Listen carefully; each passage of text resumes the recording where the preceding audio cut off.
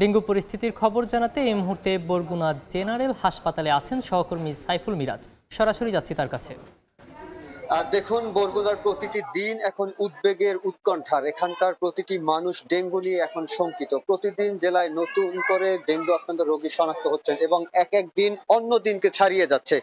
গতকাল বরগুনায় ডেঙ্গুতে ৭৩ জন আক্রান্ত হয়েছিলেন এবং আজ আক্রান্ত হয়েছেন ৯৩ জন।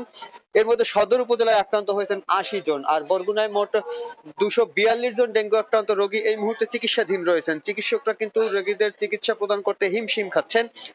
এখানকার স্থানীয় বাসিন্দারা কিন্তু বরগুনায় মশক নিধন কার্যক্রমের পরিচালনার বিষয়ে কিন্তু অসন্তোষ প্রকাশ করেছেন। তারা বলছেন যে যেভাবে প্রতিদিন ডেঙ্গু আক্রান্ত রোগীর সংখ্যা বৃদ্ধি পাচ্ছে সেই তুলনায় কিন্তু মশক নিধন কার্যক্রম ত্বরান্বিত করা হচ্ছে না, বেগবান করা হচ্ছে না। চিকিৎসকরাও কিন্তু একই কথা বলেছেন। তারা বলছেন যে ডেঙ্গু নিয়ন্ত্রণ করতে হলে এডিস মশার আবাসস্থল ধ্বংস করতে হবে, কিন্তু প্রতিদিনই নতুন নতুন ডেঙ্গু আক্রান্ত রোগী হসপিটালে ভর্তি হচ্ছে। এ দ্বারা বোঝা যাচ্ছে যে আসলে মশক নিধন কার্যক্রম সেভাবে ত্বরান্বিত হচ্ছে না।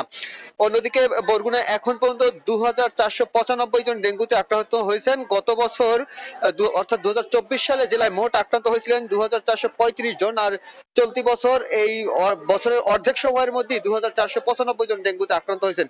আর আক্রান্তদের মধ্যে সব থেকে বেশি রোগী হচ্ছে বরগুনা সদর উপজেলায়।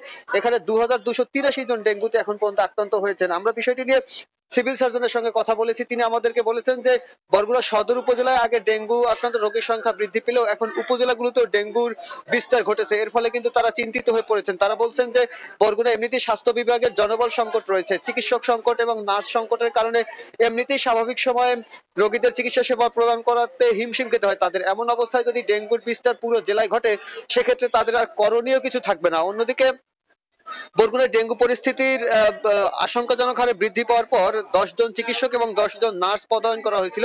এর মধ্যে ৫ জন চিকিৎসক এবং ৫ জন নার্স এখন পর্যন্ত হসপিটালে যোগদান করেছেন এবং এখন পর্যন্ত অন্যরা হসপিটালে যোগদান করেনি। এর ফলে কিন্তু যে জনবল সংকট যে বিষয়টি ছিল সেটি কিন্তু এখন পর্যন্ত পুরোপুরি কাটিয়ে উঠতে পারেনি হসপিটাল কর্তৃপক্ষ। এদিকে বরগুনায় যে বিপুল পরিমাণ ডেঙ্গু আক্রান্ত রোগীদের যে পরীক্ষার যে প্রয়োজন সেগুলো কিন্তু বরগুনা হাসপাতালের সক্ষমতার বাইরে চলে গিয়েছে। এই কারণে কিন্তু রোগীদের বেসরকারি ক্লিনিকে টেস্ট করাতে হচ্ছে। এর ফলে কিন্তু তারা আর্থিকভাবে ক্ষতিগ্রস্ত হচ্ছেন।